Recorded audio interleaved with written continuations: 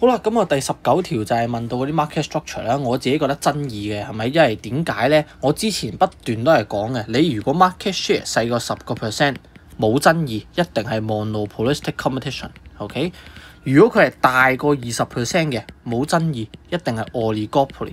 咁但係今次佢偏偏喺中間10至20，點算咧？唔使驚，因為佢今次考 MC， 仲要俾埋 because。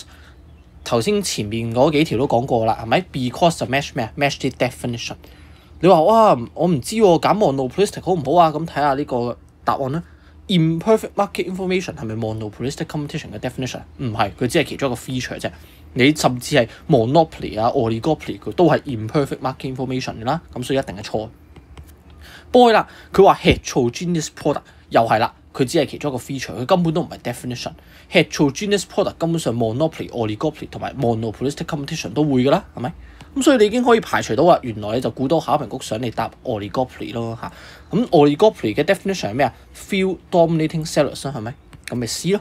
咁佢當然係 oligopoly 啦。咁但係根本上後邊個解釋都9唔搭8㗎啦。OK， 咁啊，所以呢個 case 都可以學到啲嘢。原來考評局中意將呢個 case 就當做 oligopoly 㗎。咁但係其實都合理嘅。你將呢4嚿嘢加埋佢，其實佢都超過即係有冇60%啊？35、45、55啫，佢都係55% 度啫。